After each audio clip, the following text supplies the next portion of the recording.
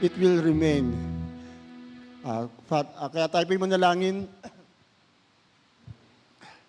Father God, salamat po sa magang ito.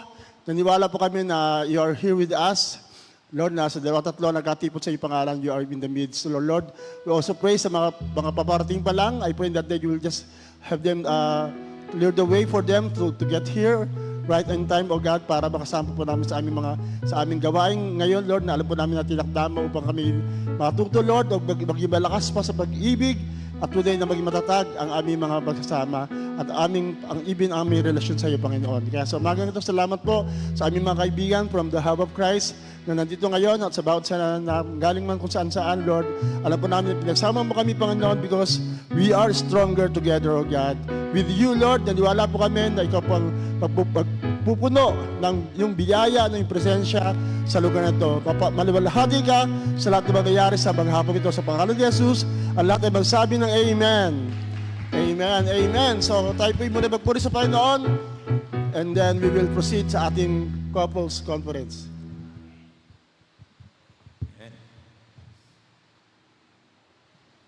Hello, hello.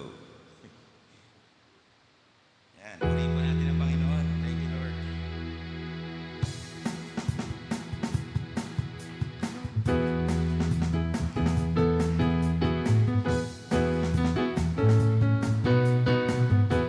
Buti-buti mo. Naglumapaw sa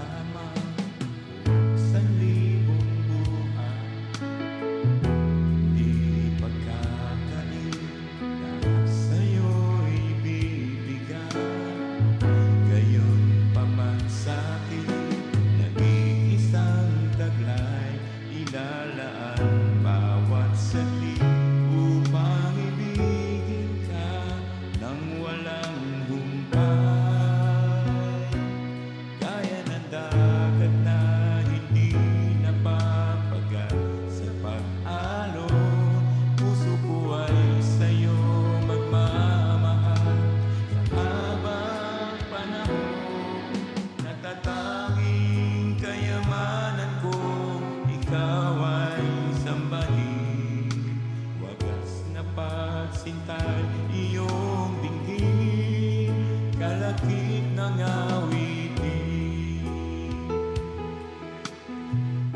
Kung mayroon lamang ako sa libong buhay, hindi pagkakain, lahat sa'yo'y bibigay. Gayon pa man sa'kin, nag-iisang taglay, ilalaan lang bawat saglit upang ibigin ka ng walang humpay. Gaya ng dagat na hindi napapagal sa pag-alon, puso ko ay sa'yo magmamahal. Sa habang panahon, natatanging kayamanan ko, ikaw ay sambahin. Wagas na pagsintay iyong dinggin, kalakip ng awitin. Gaya ng dagat na hindi napapagal sa pag-alon, puso ko ay sa'yo magmamahal. Sa habang panahon, natatanging kayamanan ko, ikaw ay sambahin. Wagas na pagsintay iyong dinggin, kalakip ng awitin. Natatanging kayamanan ko, ikaw ay sambahin. Wagas na pagsintay iyong dinggin, kalakip ng awitin.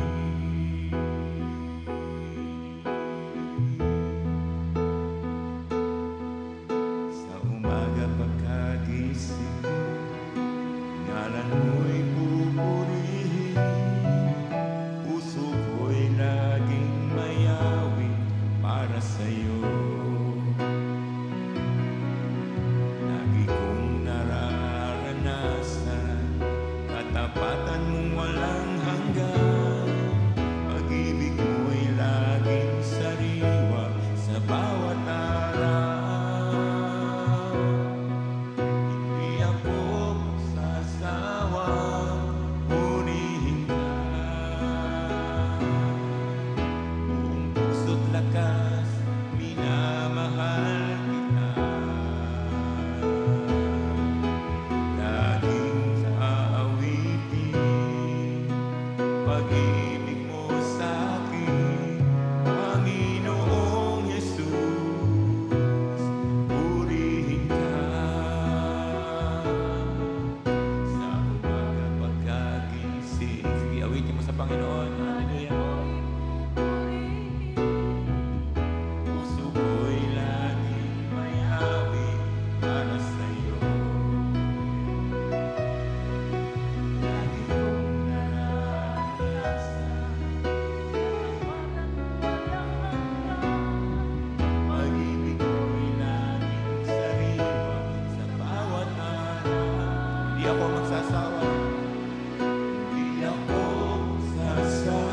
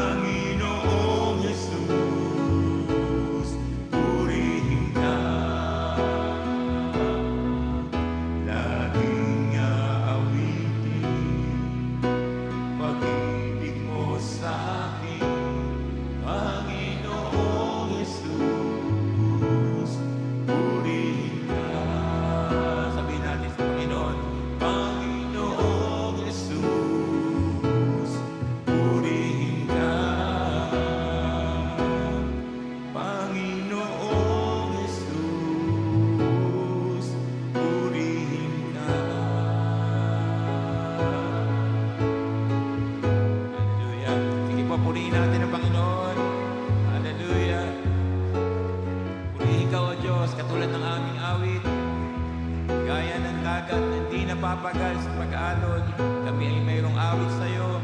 Kami ay laging magpupuri sa iyo. Ano man ang aming kalagayan, ano man ang aming sitwasyon, ikaw ay aming sasambahin at pupurihin. Hallelujah. Purihin ka, O Diyos, sa umagang ito. Lord, we thank you for your goodness. We thank you for your love. And we thank you for your presence this morning. Hallelujah, Lord. Alam po namin, ikaw ang magpapala sa amin sa araw na ito, sa pamamagitan ng iyong mga salita. Ikaw ang mangungusap, Panginoon. Hallelujah. Purihin ka, sambahin ka, luwalatiin ka. Lahat po ng papuri sa iyo namin binabalik at inaalay sa pangalan ng iyong anak na si Jesus. Amen. Amen. Palakpakan po natin ang Panginoon. Thank you, Lord. Amen, amen. Bago po tayo mo po, let's treat this as a parang joint fellowship ng taga Paranaque at ng taga Bulacan. So can we sing the song, I Love You with the Love of the Lord? At tayo po'y magkamayan. Alam natin na still we can be stronger together. Sige po, mga taga Paranaque po, taga Hub of Christ and taga Bulacan, can we just love one another and let's love one another. I love you with the love of the Lord.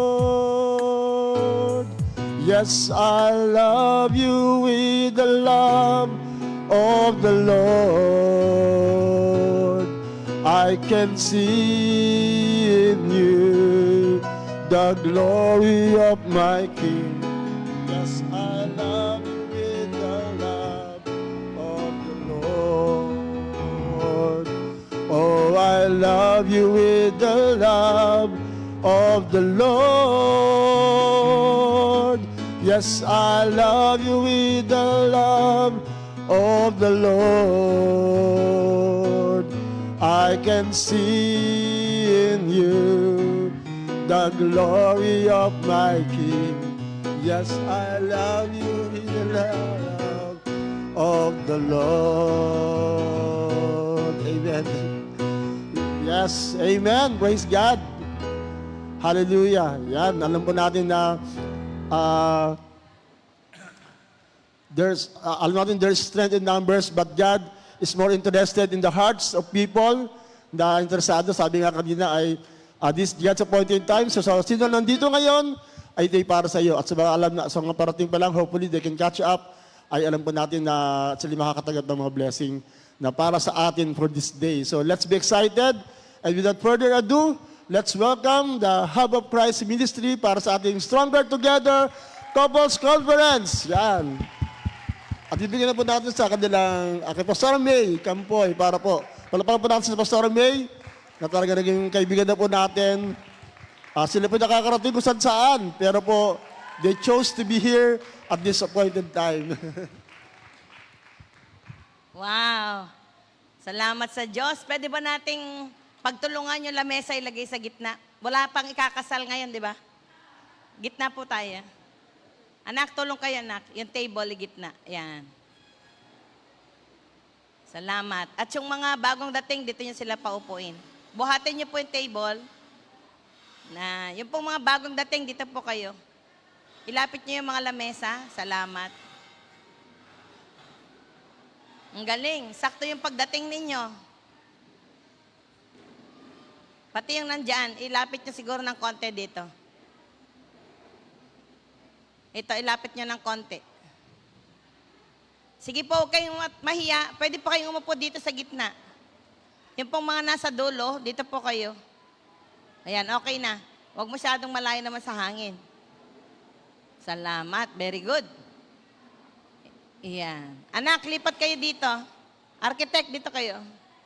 Para yung mga iba kasi nahihiyang pumunta dyan, dito na kayo. Lipat po kayo. Para yung mga nasa dulo, mag-move po dito.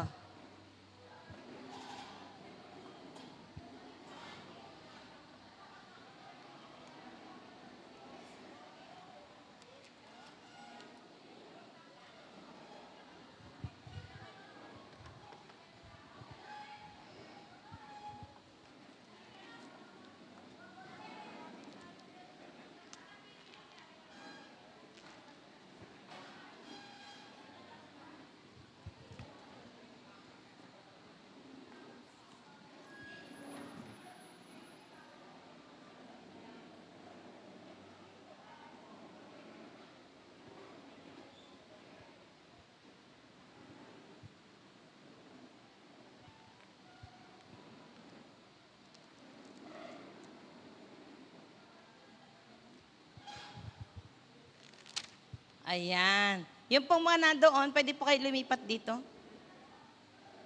Akin na nga, ate, yung Bible.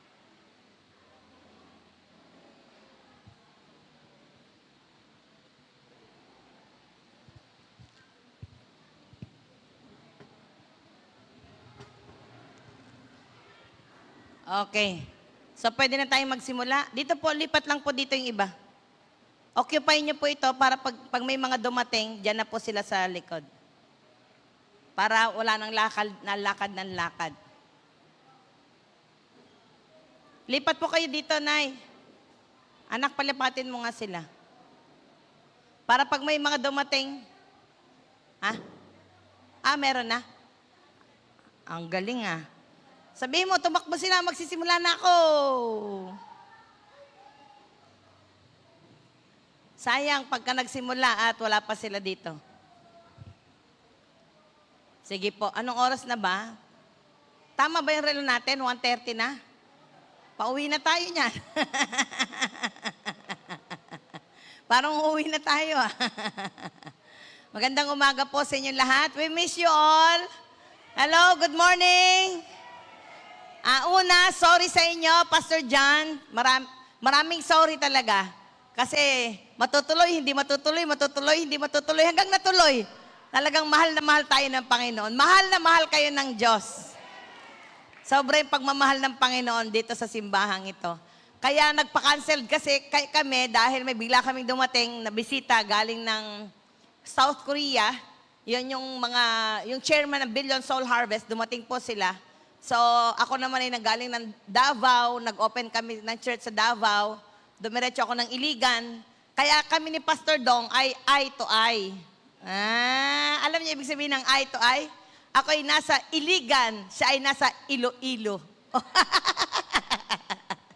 Sabi ko sa kanya, pa, eye to eye tayo. Sabi niya, anong eye to eye? Di nga tayo magkasama. Iligan, from Davao, dumiretso ako ng Iligan, tapos siya naman ay nasa Iloilo. So, magkahiwalay kami ng misyon. Ngayon, ang ginawa ko from Iligan City, pumunta ako ng Manila, umuwi ako ng gabi, madaling araw, lumipad ako papuntang Iloilo. Kaya sabi ko sa Pastor Dong, pa, ngayon tayo ay F to F. Ano yung F to F? Face to face. Stronger together. Amen? Positioning God's love. Napakaganda ng mensaheng ito na inilagay sa atin. Okay? Una, magkaroon tayo ng order in the house. Ang mga bag ninyo, ilagay ninyo sa ilalim ng lamesa o sa tabi ng upuan. Para ang nakikita sa inyong lamesa ay notebook, ballpen. Kasi pag yung bag nasa ibabaw ng lamesa, parang aalis na kayo kaagad nagsisimula pa lang. Pangalawa, magkaroon tayo ng orderliness. Merong oras ng may oras tayo ng pagkain. So hintayin po natin iyon. Mukhang masarap ang inihanda ni Pastor John. Hinuli pa po dito. Nakita ko kanina, may mga nangingisda doon. Kaya maghanda tayo sa masarap na inihaw na isda. Tama ba? Nakakatuwa. Alam niyo ba, napaka-memorable nitong lugar na ito sa amin. Kasi every time naman na dumarating kami, yung mga kasing paan ng asawa ko, sabay-sabay silang nagdadatingan. Ewan ko kung nag-usap ba sila. Dumating kami nung nakaraan, nag-uunahan sila sa hagdanan, mga nakasaklay, mga bulag. Sabi ko, nag-uusap ba kayo talaga? Hindi ba pwedeng may una-una na dumarating para hindi kayo nag-aabot sa hagdanan, Kasi dami niyong inaalalayan, Ang saya nila na umaakyat sa hagdanan. Alam niyo po, talagang napakabuti ng Panginoon. Bakit tayo nandito? Kasi mahal natin ang Diyos. Amen? Sabihin mo sa katabi mo, kaya ako nandito? Kasi mahal ko si Lord. Gusto kong matuto ng panibagong bagay sa Panginoon. Amen po ba? Kaya tayo nandito ngayon. Alam mo, pag mahal mo ang gagawin mo, gagawa ka ng paraan. Pag hindi mo mahal, marami kang dahilan. Tama po ba? Pag mahal mo, gagawa ka ng paraan. Wala pagkakaiba sa manliligaw. Pag nanliligaw ka, kahit na ang layo-layo, kahit Timbuktu pa yan. Di ba? Akala ko nung una, walang lugar na Timbuktu. Meron palang lugar na Timbuktu. Na-research ko. Kahit na napakalayo niya, gagawa ka ng paraan dahil mahal mo siya.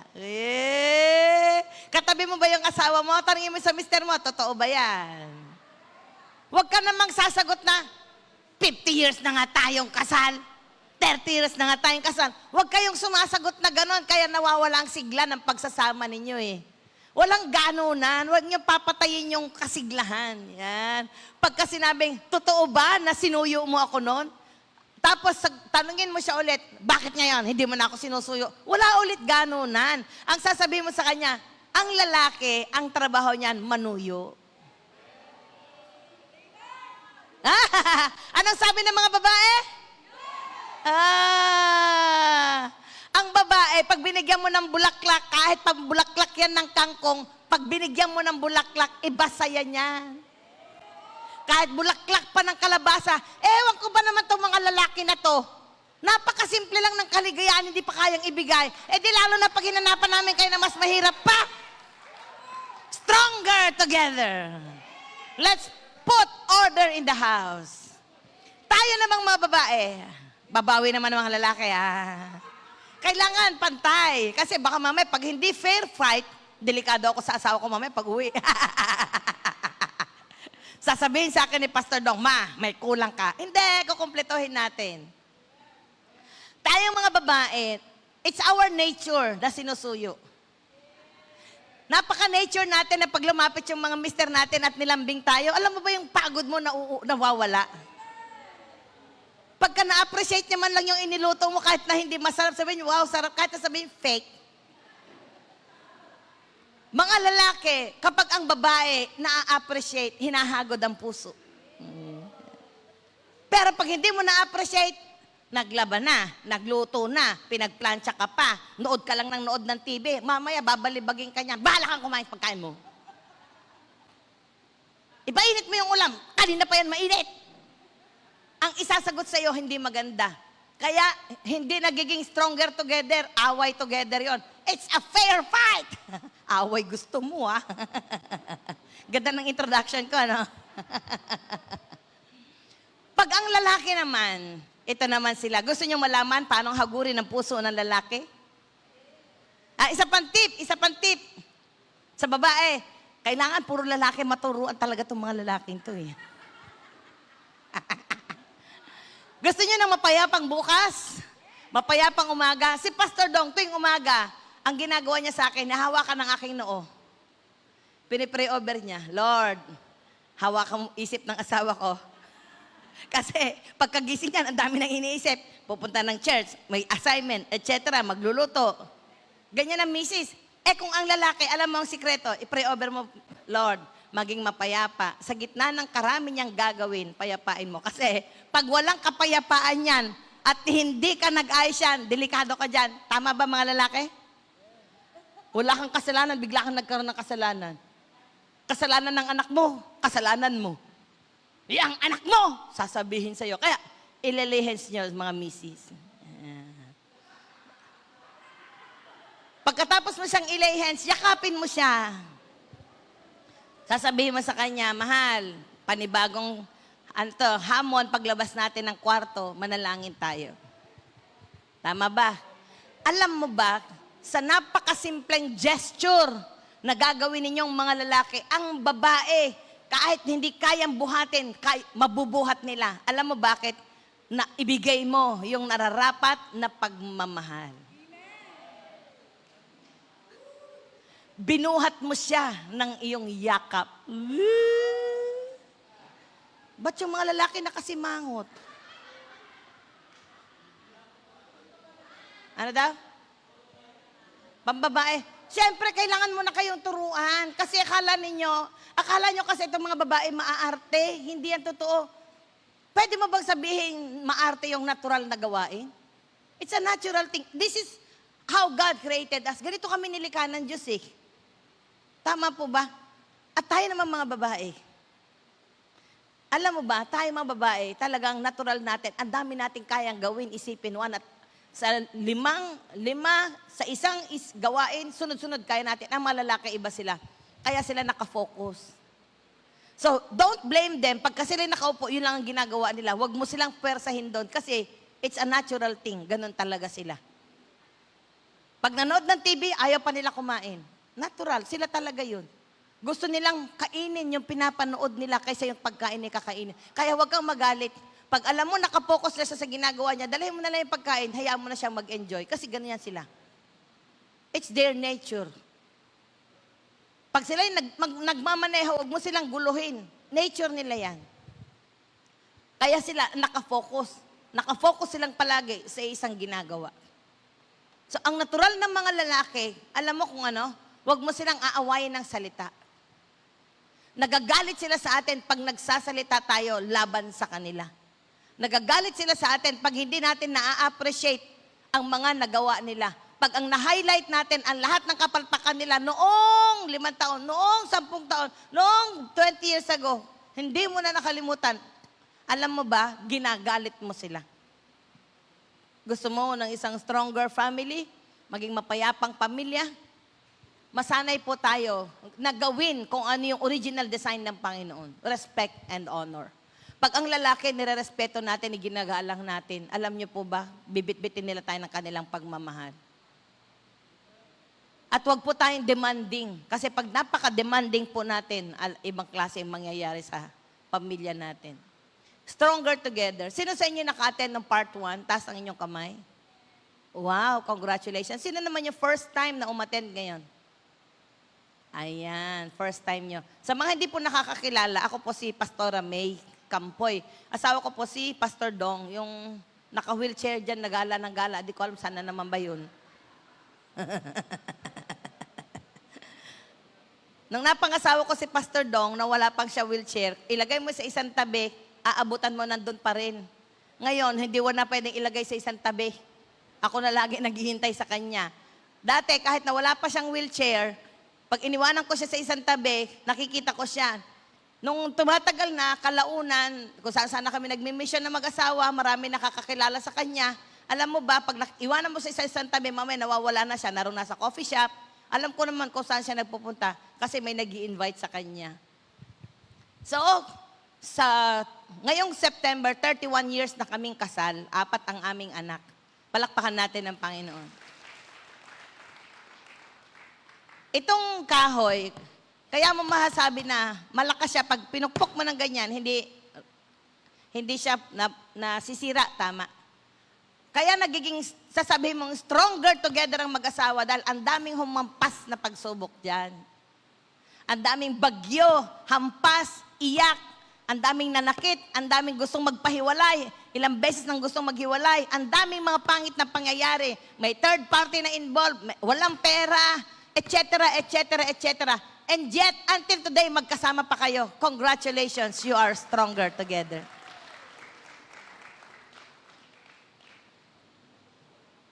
Tama po ba?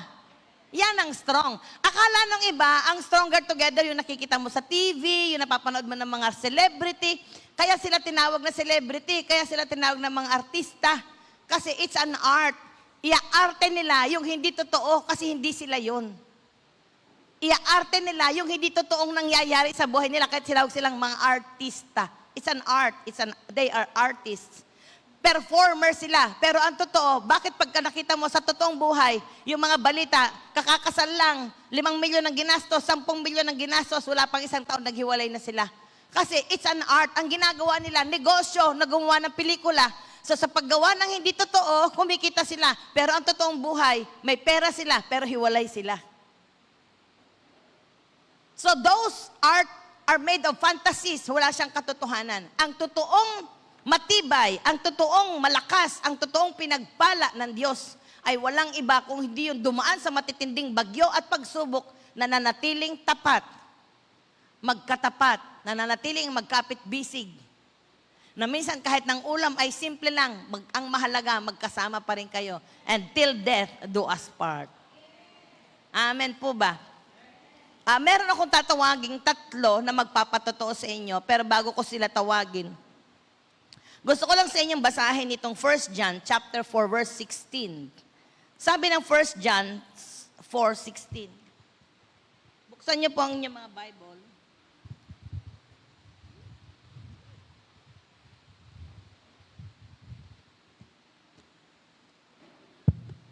Ang sabi ng 1 John chapter 4. Ay ganito.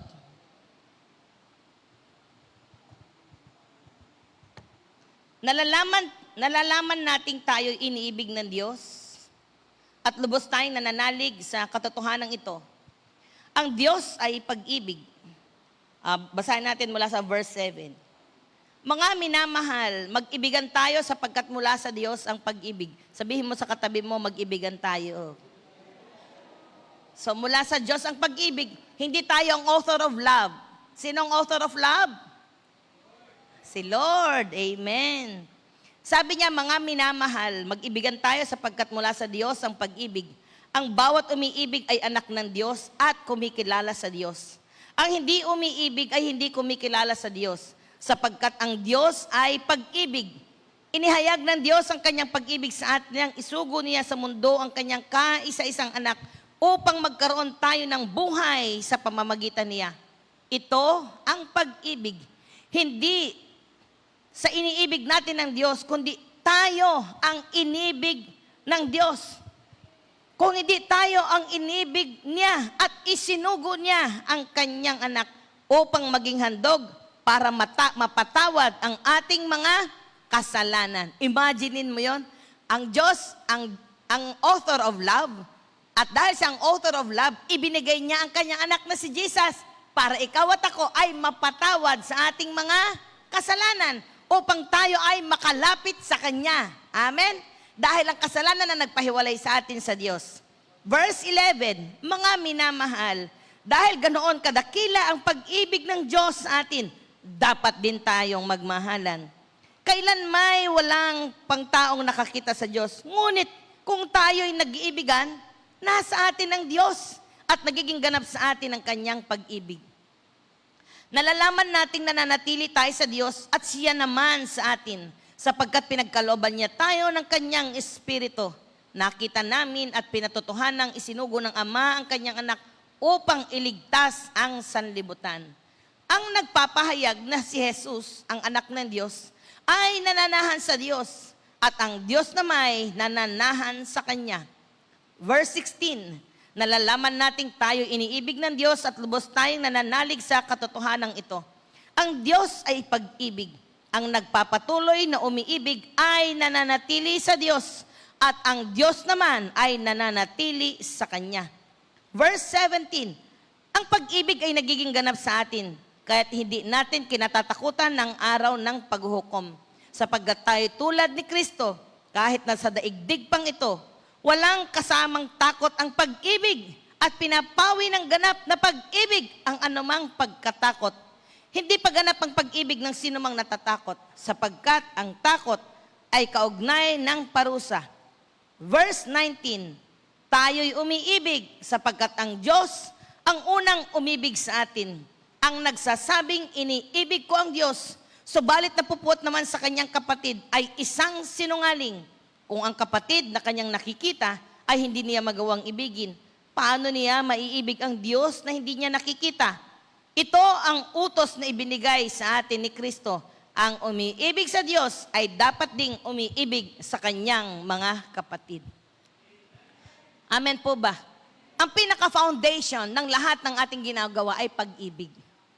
Kapag ang Diyos ay nasa iyo, mahal, tinanggap mo ang kanyang pag-ibig at dahil tinanggap mo ang kanyang pag-ibig, ang pag-ibig niya nananahan sa atin at nakikita sa atin. Nararanasan natin. At yung pag-ibig na tinanggap natin ay ibibigay din natin. Tama po ba? Kaya yung sinasabi ko sa inyo, kaya kayo nandito kasi mahal ninyo ang Diyos at mahal ninyo gusto nyong matuto sa Diyos.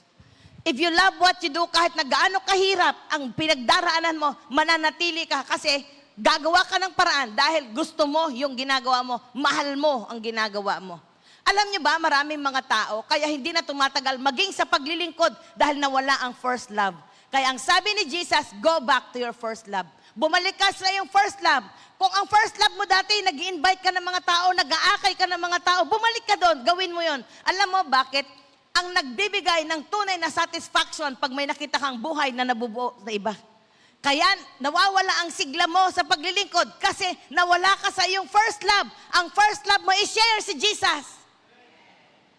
Ang first love mo, dahil mahal mo ang Diyos, tumulong ka magpagawa ng building. Ngayon, nasaan ka na tumulong magpagawa ng building? Ba't yung building natira, ba't ikaw ay nawala? Kasi, in the absence of love, pag nawala ang pag-ibig, may ibang pumalit. I repeat, pag nawala ang pag-ibig, may ibang pumalit. Sa mag-asawa, pag nawala ang pagmamahal ng lalaki sa kanyang may bahay, may iba na siyang iniibig.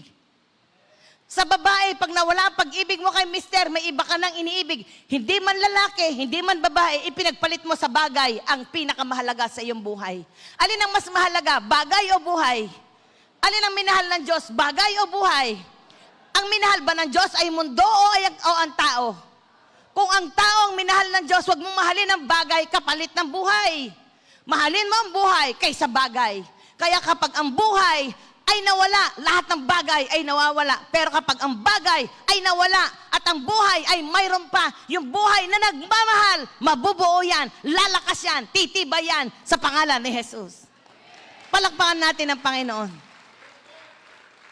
Huwag niyo sabihin, porke na-bankrupt ka, wala ka ng buhay. Wrong. Bagay lang ang nawala. Yung buhay, andyan pa. Ibig sabihin, yung life giver, nasa sa iyo pa. Ang nagbibigay ng buhay ay nasa sa iyo pa. Hindi ka pa iniiwanan ng Diyos, kapatid. Tinuturuan ka lang dahil nagkaroon ka ng mismanagement. Kaya wag mong sasabihin na bankrupt ka dahil kay Lord. Hindi. Na bankrupt ka dahil ipinahintulot ng Diyos para ka matuto. Dahil hindi ka natuto sa kasaganaan, tinuturuan ka ng Diyos sa kahirapan. Nung sumagana ka, minahal mo ang bagay, nakalimutan mo nagbibigay ng buhay. Nung naghirap ka, naalala mo ulit ang Diyos. Kaya ipinapahintulot ng Diyos na nawawala ang bagay para bumalik ka. Go back to your first love. Go back to your first love. At please, wag nating sinasabi, 20 years na, 30 years na, hindi na, wala ng pag-ibig. Is wrong. Hihiwalayan ko na siya kasi wala ng pag-ibig. Maling-mali yan. Hindi yan nawawala. Kasi yan ang foundation. Pag-ibig.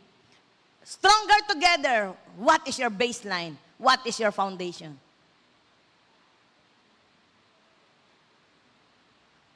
Minsan, ginagamit nila na ang nagiging matibay ang mag-asawa dahil sa sex. Wrong. Mapapagod ka dyan. Walang nagsesex ng 24 hours. Mamamatay ka dyan. Kung ano-ano kasi pinapanood mo, kaya yun nakababad sa utak mo. Magsisi ka kaya? Kung yung asawa ko may kapansanan, hinanapan ko, bata, patay na yan. Sa lakas ko na to. Pero hindi pwede yung ganun. Ang isip ko nasa ulo ko, ang paa ko nasa talampakan ko. Hindi ka pa pwedeng pagbaligtarin. Because I love what I do. I love the destiny of my children. Mahal ko ang kinabukasan ng aking mga anak. At ayaw ko, inilagay ko sa puso't isip ko, ayaw ko na maging instrumento ng kawasakan. Gusto ko, Lord, instrumento ako ng pagbubuo. Kung ang ibang tao nabubuo, ba't wawasakin ko pamilya ko? Kaya nagtataka ako, yung iba naglilingkod, ba't nawawasak ang pamilya? Kasi nawala sa first love. Okay pa ba kayo? Ayos lang ba kayo dyan? Ewan ko naman, to si Pastor John, in-invite ulit kami, alam niya nang ang tapang ko. Sabi ko, Lord, tama, hindi na ako makakapunta doon, hindi nila ako makaririnig. Kaya, ito yung calling ko eh. Minsan, akala ng tao, strong personality yan kasi strong magsalita. Wrong. Huwag niyong sabihin, dahil ang tao malakas magsalita, strong ang personality. Ang strong ang personality ay, ganito kayong bumasa. Una, yung kanyang disposition, hindi mo mauuga. Yan ang strong. Tama ba, architect? Sa isang engineer, malalaman mo ang building na matibay. Ito, katulad nito, matibay ito. Isipin mo na kailang baha na, ilang babad na. Ang dami ng isdang naglalangoy dyan. Buti pa yung isdang saya naglalangoy, ikaw, hindi ka maglagsaya. Hello? Ibig sabihin, matibay ito. At lalong matitibay ito. Alam mo ba, hindi ito nagiging masigla dahil naging building siya. Alam mo kung kailan to nagiging masigla? Pag 10 ang akay mo, 20 ang akay mo, 30 ang akay mo, punong-puno ito, dito taas hanggang doon sa labas. Kung ito'y punong-puno ng tao, ito ang matibay na simbahan. Tapikin mo nga ang dibdib mo. Gaano katibay ang dibdib ko? Huwag niyong kakalimutan ito. Gaano katibay ito at gaano katibay ito. Bakit kailangan maging matibay ito? Kailangan matibay ang dibdib. Maraming tao, kaya nagpapalakas ng katawan para tumibay ang dibdib. Ang tanong ko, totoo bang matibay ang dibdib?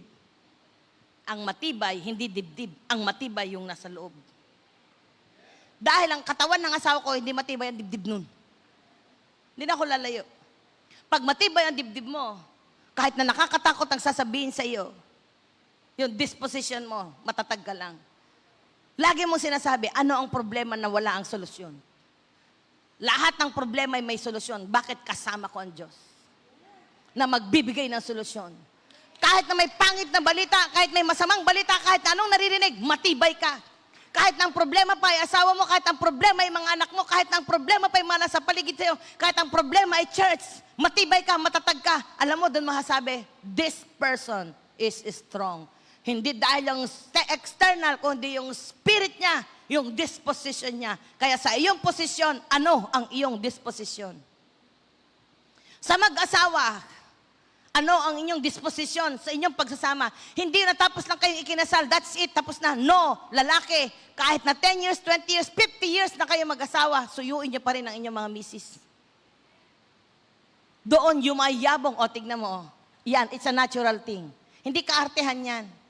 It's natural. Kaya kayo mga lalaki, kala niyo minsan mga misis niyo, o maarte hindi. Alam mo ba, si Pastor Dong, pag di niya ako sinusuyo, talaga kawawa sa akin yan. Hindi ko siya pinalalampas. Oy, ang pagkakaiba, pareho kami Bible believer. Magdidebate kami, Biblia, sandali, huwag nating pagdebatehan ng Biblia. Sumunod tayong dalawa. Sumunod ka muna, suyuin mo muna ako. Pag di mo ako sinuyo, huwag kang lalabas ng kwarto. Gusto mo, fair fight? Hello?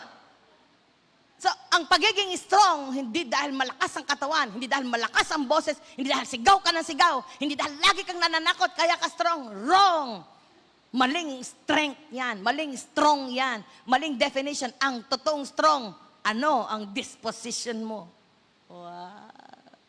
Pag may problema, gaano ka katibay dyan? Pag nakita mo ang utang ay 10,000, disposition mo, hahanap tayo ng paraan. Pag wala tayong pambayad ngayon, kausapin natin yung pinagkautangan natin. Bigyan mo ako ng pagkakataon. Sa loob ng 3 buwan, babayaran ko yan. Hahangaan ka ng tao. Bakit? May mukha ka. Ang disposition mo, humaharap ka, may integridad ka. Yan ang strong. Pag may project ka, siguraduhin mo, huwag kayo nagkasundo, agreement lang kayo nagkasundo. Pagkatapos ng project, di mo tinapos. Wala kang matibay na disposition. Hindi ka strong. Stronger together. Real life talk ang pag-uusapan natin. Maraming tao, alam mo ba ngayon, ang daming tao kahit na sa loob at labas ng bansa. Kasi galing kami sa ibang bansa, kung saan kami nakakarating. Addict sila pag may conference. Pag mayroong mga tao na grabing nagpe-perform ng miracle, may nagpo-prophecy, addict sila sa mga ganyan. Pero pagkatapos, sumisemplang ang buhay nila. Pero pag ang pinag-uusapan, real life message, ayaw nila. Bakit? Sasabihin na may personal yan. Pero hindi mo alam, ang tinuturuan dito, ikaw. Tanungin nga kita, pag may teacher, at kayo estudyante, ako teacher, ang teacher ba ang tinuturuan ng estudyante o ang teacher ang nagtuturo sa estudyante? Kung ang teacher ang nagtuturo sa estudyante, ang estudyante dapat natututo, tama? At ang estudyante, pwede kang magtanong, pero wag namang parang ikaw na ang nagtuturo. Sino magbibigay ng grade? Teacher o estudyante? Sino magpapasa kahit nagaano kakaling? Teacher pa rin. So, ang trabaho ng teacher ay magturo na magturo. Ang trabaho ng estudyante ay umupo, makinig, mag-aral. Mag-exam. Huwag kang mangungopya. So, ganyan din sa buhay ng tao. Maraming mag-asawa, ang kinokopya ay napapanood. Ang kinokopya yung kapitbahay, may bagong TV. may bagong rep, may bagong kotse. Yan ang lahat ng gustong kopyahin. Nawawala ang contentment, kaya laging nag-aaway. Nagiging materialistic. Ba't hindi ka makontento, yan palang ang kaya ngayon? Sasabihin ng lalaki, ito pa yung kaya ko ngayon. Magtulungan tayong dalawa. Bukas makalawa, mababago naman ito. Tinuruan ako ng Diyos sa pamamagitan ni Pastor Dong magtira sa squatters area. Hindi madali, pero natuto ako sa squatters area. Sumunod, nagtira kami sa Makati. Napakaliit na kwarto. Natuto ako magluto sa uling. Natuto ako magluto sa dibomba. Natuto ako sa maraming bagay. Pero doon, napagod ako. Kaya sinasabi ko, kailangan matibay ang dibdib, matibay ang balikat. Kasi maraming responsibilidad. Pag di mo na kayang buhatin, babagsak ang balikat mo. Pag maraming problema, hindi kinaya ng dibdib mo, susuko ka. Kaya yung iba nagsusuicide. Kasi hindi kinakaya ng dibdib, hindi kinakaya ng balikat, at higit sa lahat, hindi kinakaya ng isip. Pag ito sumuko, pag ito sumuko, pag ito sumuko, patay lahat.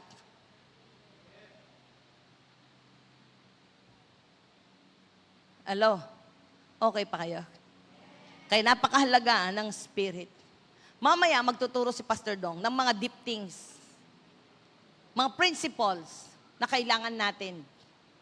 So hindi po ito siya mga salita na pinupulot kung saan-saan, kundi ito yung mga salita na itinuro ng Diyos sa buhay niya over the years na nagpatibay, nagpatatag sa aming mag-asawa.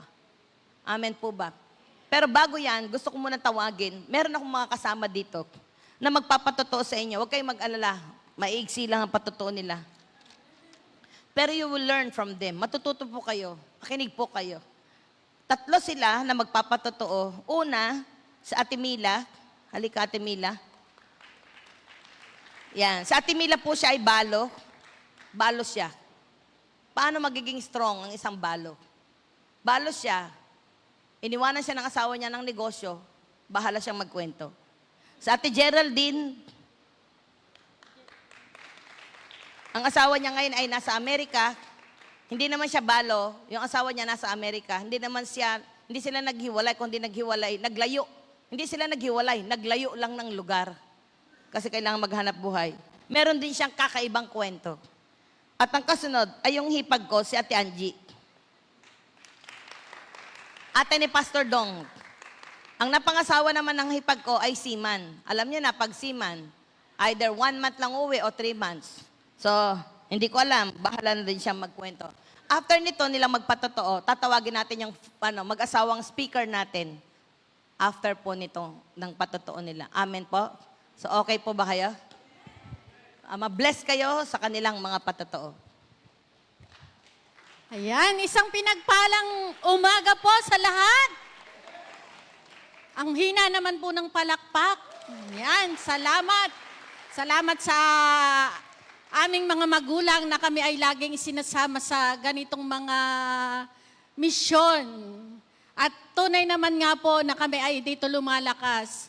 Ang ating topic ay Stronger Together. Ako po si Sister Mila Kalingasan ng Lipa City, Batangas.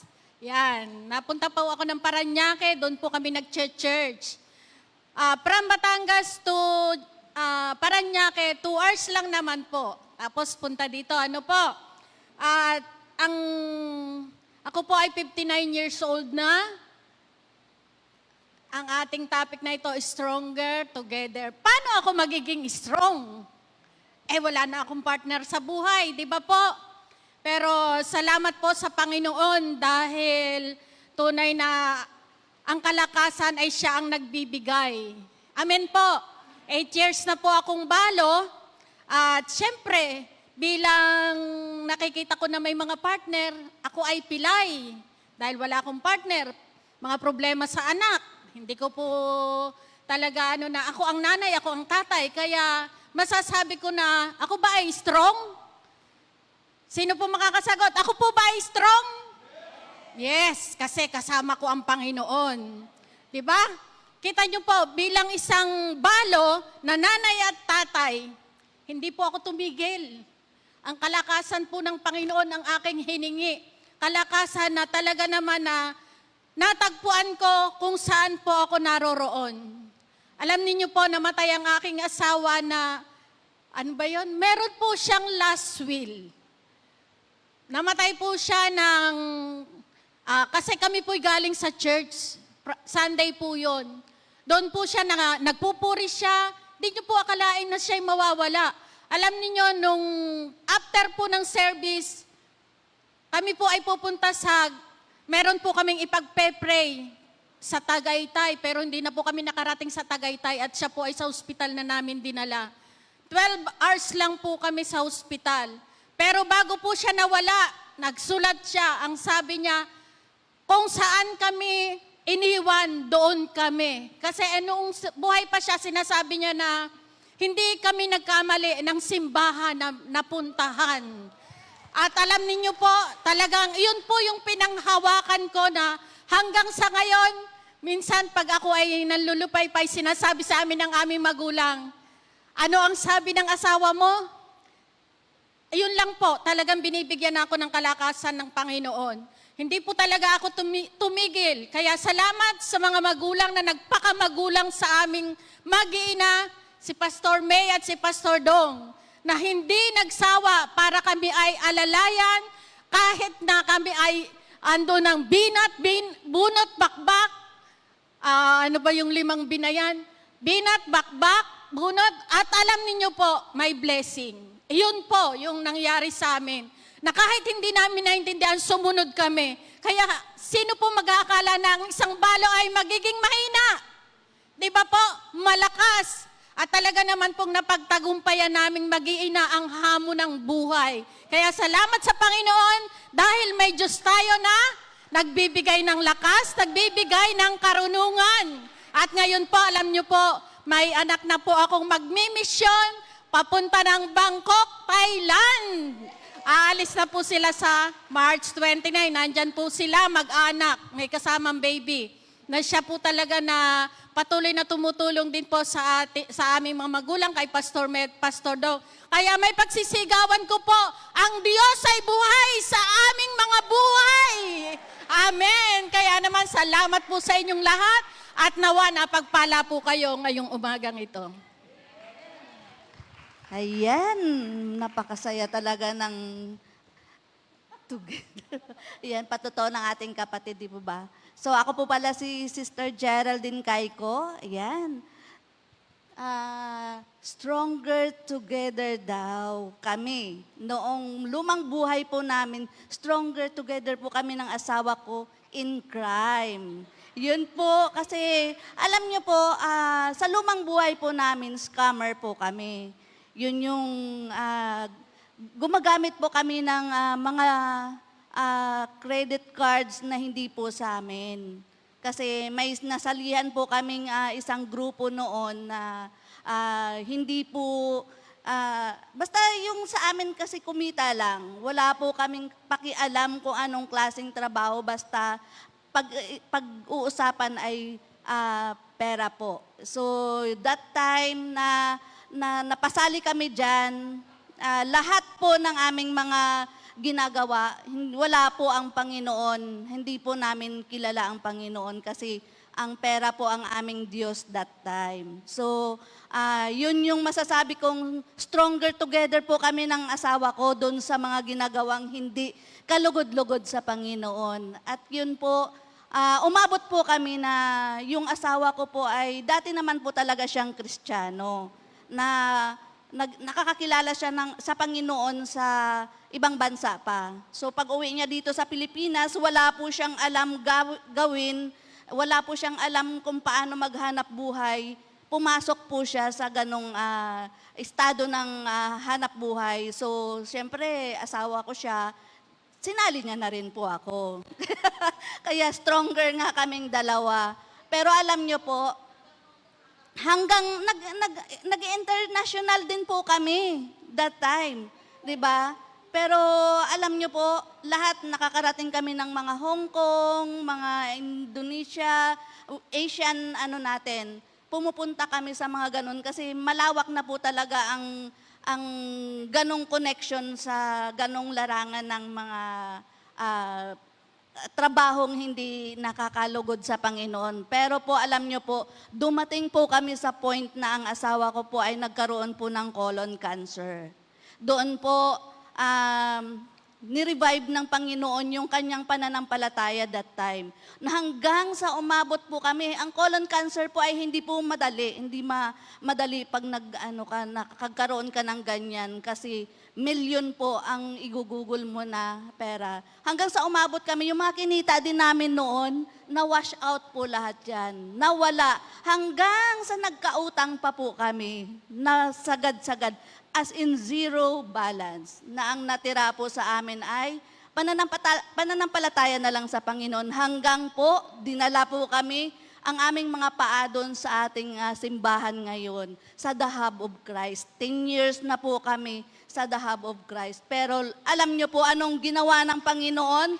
Dahil bumalik po ang aking asawa, kami po sa Panginoon, doon po ni-revive ng Panginoon na unti-unti niya kaming binalik sa anumang mga kasi kinalimutan na po namin ang mga bagay na nagpahirap sa aming mga buhay, nagpahirap sa aming kalooban, at higit sa lahat ay nagpahirap sa Panginoon. Yun yung nagpabalik sa amin sa Panginoon. Kaya dito po namin nasasabi ngayon na kahit na ang asawa ko po ay cancer-free na, nakarating pa po siya ng Amerika. Na sa oras na po na ito ay parati po siyang nakakonekta sa Panginoon, na kahit malayo kami sa isa't isa, strong po ang aming pagsasama kasi ang Diyos na po ang naglalagay ng matibay na samahan sa aming bilang isang mag-asawa. 10 years na po kaming, 20 years na po kaming kasal ng aking asawa. Kaya purihin ang Diyos sa buhay ng ating mga pastor na patuloy na nagpapakamagulang sa amin. Ayan po, magandang umaga. Ayan. Ako naman po ay si Sister Angie Cañada. Ako po yung nakakatandang kapatid ni Pastor Dong. Di ba proud na ako ngayon? Dati po kasi talagang ako nga po pala muna, magpapakilala muna ako. Ako muna si Sister Angie Cañada. May dalawa po akong anak.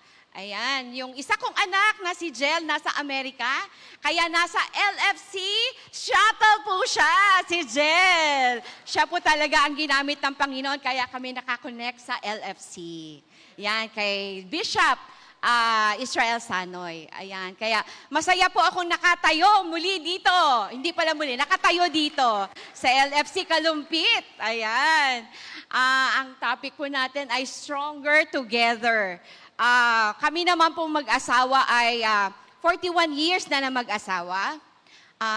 Yun na, banggit ni Pastora na seaman siya. Pero kung kukwentahin ko pala, since in 1 year, 3 months lang kami nagsasama, that means nasa 10 years lang po pala kami, no? Fresh na fresh, kaya pala fresh pa ako. Joke po yun. Di ba? Pinagpala ng Lord. Pero talagang nung umpisa po ng aming pagsasama, bata po ako nag-asawa, 17-year-old, no? Pagkatapos po ng graduation ko ng high school, nag-asawa na ako. At yun nga, nakatagpo ko yung asawa kong seaman. At syempre, sino dito yung batang nag-asawa pero hindi tinanggap ng biyanan? Ayan, di ba? Naranasan ko po yun na hindi tanggapin ng biyanan, di ba? So, masakla po sa bilang batang-batang nag-asawa na naiwan ng magulang. So, namuhay ako na mag-asawa na nakasama ko ang biyanan. Kaya wala po talagang nagpo-protect sa akin, kundi ako lang sa sarili ko nung bata pa ako. Kaya, kahit na ang asawa ko'y seaman, inapakatapang ko po. Dahil po, lumaki akong iniwan ng magulang, 8 kami magkakapatid. Sa hindi nakakaalam nga, kapatid ako ni Pastor Dong. So naghiwa-hiwalay kami magkakapatid nung bata kami. Ako pumunta ng Maynila, sila Pastor Dong naiwan sa probinsya. So dito po, pasalamat ako sa Diyos, may nag-ampon sa akin, no? At doon ko nga rin na nakatagpo yung asawa ko. Hindi po talaga madali na maranasan mo maghirap nung bata ka pa. Kaya nung ako'y mag-asawa, gusto ko naman, ang akala ko, nakapangasawa ako ng seaman, napakasarap ng buhay ko. Abay, kabaligtaran po pala. Lahat, pag hindi ka tinanggap ng biyanan mo, lahat kinu-question, no? pati asawa ko, kinu-question, pati pera. Kaya naman, sabi ko, teka lang, parang hindi ito ang gusto kong buhay. Kaya, nagsumikap ako, no? Gusto kong magtrabaho. So, nung nagtrabaho ako, napunta ako sa real estate.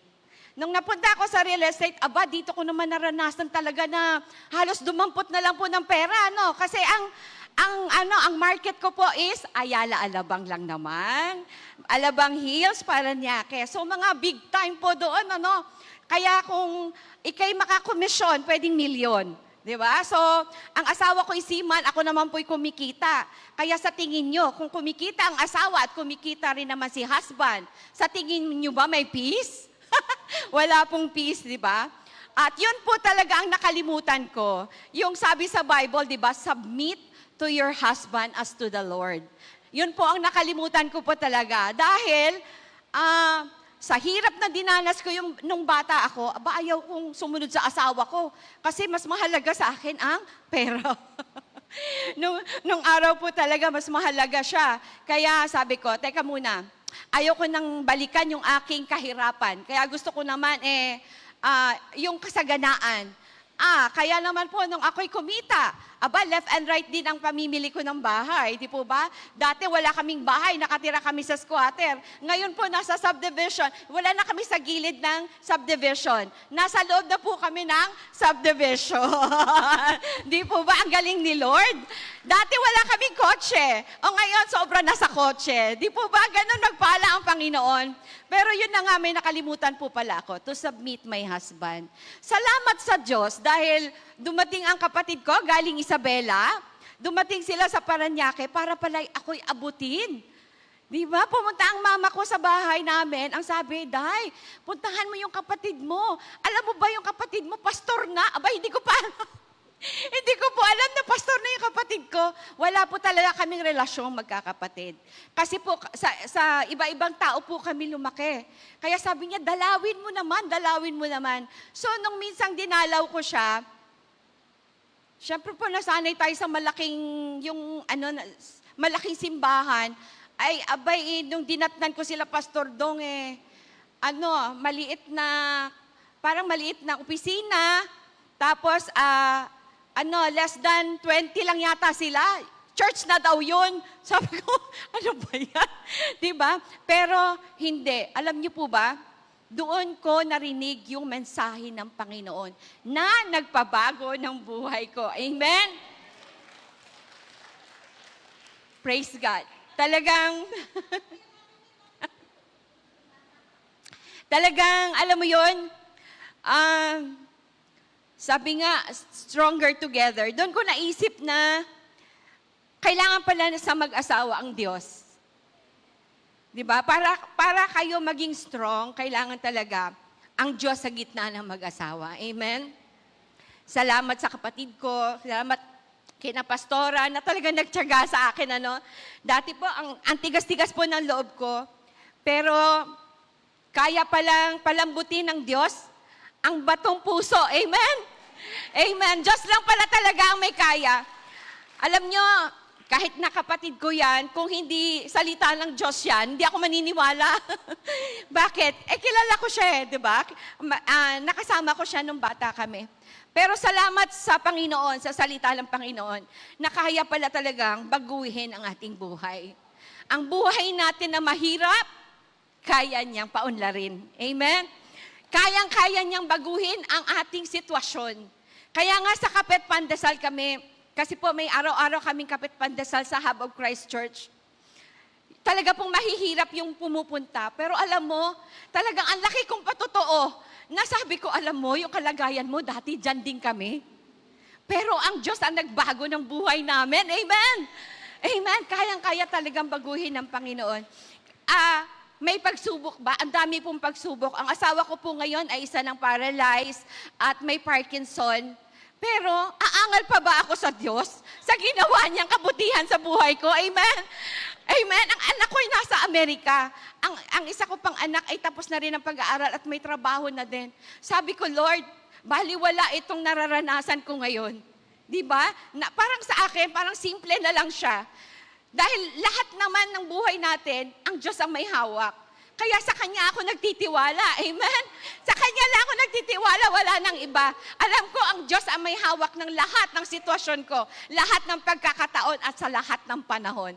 Maraming pong salamat sa lahat ng nakinig. Thank you po.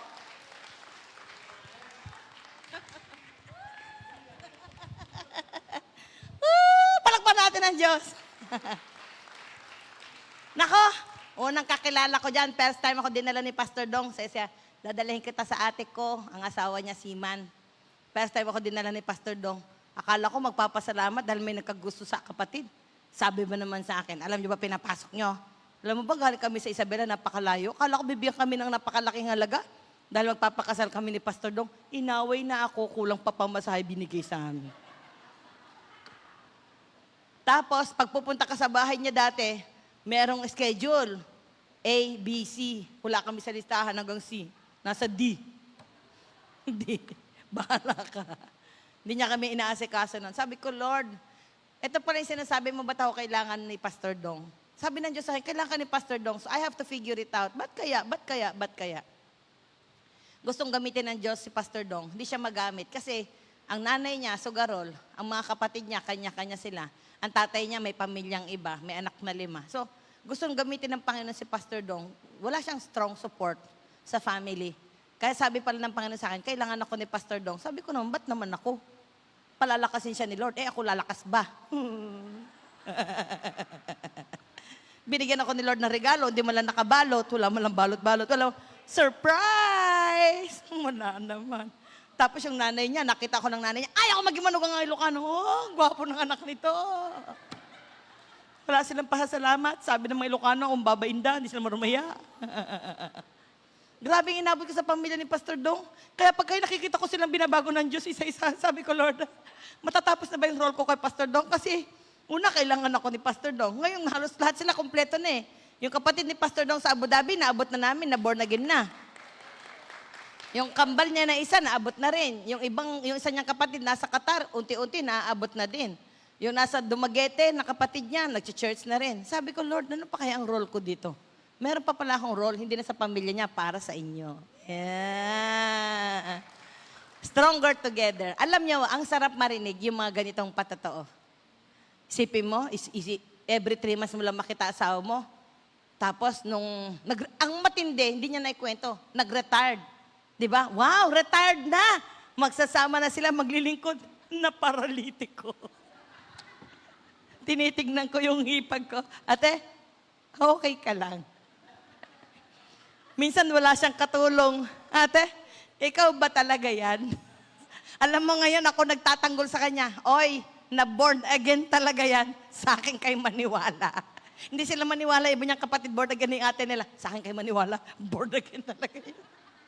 Ipinagtatanggol ko talaga yan. Pag kami ay hindi, ako nakakalam na born again talaga yung ate natin. Hindi ka pa maniniwala? Napaka-independent na babae. Kumikita ng sariling pera. Ngayon, sige, magmalaki asawa niya. Pwede niya iwanan. Tali ka na, punta ka sa church. Walang mag-alaga kay Mel. Si Ate Angie ba talaga to?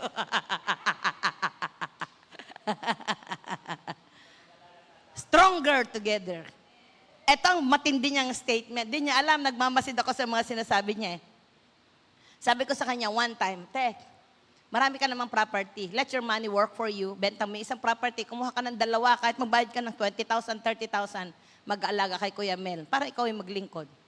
Sabi ko sa kanya, alam mo, sabi niya, nilagay ko sa puso ko, alagaan ko asawa ko. Si Ate Angie ba to? Para sabihin, multo! Hindi, may laman. Dati, alam mo ba, kahit wag siyang umuwi. Ngayon, hindi na siya umaalis. At pag hindi mo nilagay sa wheelchair, hindi makakarating sa church. Hello? That's how powerful love is. I have made, ang matindi niyang statement, covenant ko ito sa Diyos. Kamatayan lang. Amen. So, ang kanyang training ground, asawa niya. Yan ang inyang training. Ang paghihirap, training ground. Kaya, huwag kang matakot sa paghihirap. Huwag kang matakot sa pagtitiis. Dahil ang naipasa mo, pagpapala sa ibang tao. Amen? Dahil Lord, naipasa ko si Pastor Dong. Tignan mo pagpapala sa ibang tao. Ngayon, may mag-asawa. Ang first, hindi na to Percy speaker. Ang dami ng speaker eh. Ha? Bigyan ko lang sila ng konting introduction. Yung lalaki, taga Bacolod. Yung babae, taga Antique. Ano? Infanta, Masbate. Isang Masbateño at isang Bacoleño. Bacolodeño. Bacolod. Paano silang nag-abot? Sa Maynila. Yung babae, cum laude, teacher. Yung lalaki, manager ng waste manager. Ganda, di ba? Yung waste manager nakapag-asawa ng teacher, English teacher. At pag nililigawan niya yung may bahay niya, ang regalo niya, nagtatrabaho siya, waste manager sa airport, lahat ng regalo niya sa miss niya, puro imported. Oh, di ba? Ganda ng patotoo nilang dalawa. Paanong ginawa ng Panginoon? Bahala na kayo magkwento. Na kaya si mag-asawang Montehermoso. Si Morris muna. Mamaya na si Sally. Ikaw, si Morris muna. Ito po si Brother Morris. Dating waste manager. Ngayon ay owner na. May-ari na ng kumpanya. Talagang dinaig mo pa ako, brother. Kailangan. Aasarin ko lang. Parang hindi handa. Nakalaptop pa. Waste manager, saan mo ba napulo? Ay! Hallelujah. Talaga naman. Thank you, Pastor Dong, Pastor May, sa isang pribileyo na kami po yung nakapagsalita sa inyo. At isang masayang umaga. Masaya po ba kayo? Una pa lang, masaya na po tayo, di po ba? Talagang sa entrada pa lang, makikita na natin talagang buhay na buhay ang ating dugo. Di po ba? Kaya po kami po ay bumabati sa inyo ng masayang at mapagpalang umaga sa inyong lahat. Kami po pala ang Montehermoso Couples. Ako nga po pala si Brother Morris Montehermoso. Ako, Pauls, marami. Kami po ang mag-asawang Montehermoso couple. Sorry. Ako po pala si Brother Morris Montehermoso. At ang aking pong may bahay ay si Sister Sally Montehermoso. Di ba ba? Amen. Yan po. Kami po ay naniniwala sa karamihan sa inyo. Nakasama ninyo ang inyong mga asawa. Tama po ba? Kaya po, sa lahat ng mag-asawa, maaari po bang magkatabi ang inyong upuan? Sige po, tabi-tabi po tayo.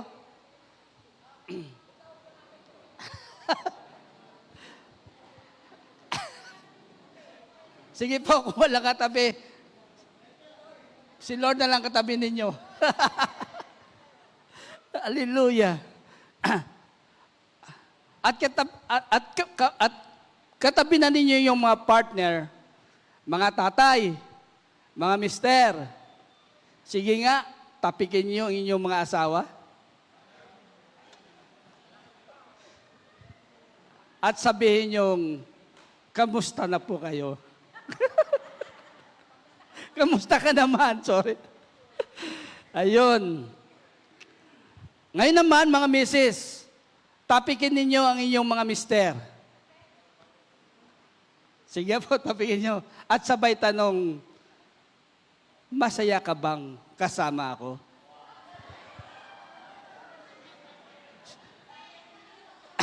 Sige po, sumagot. Hallelujah.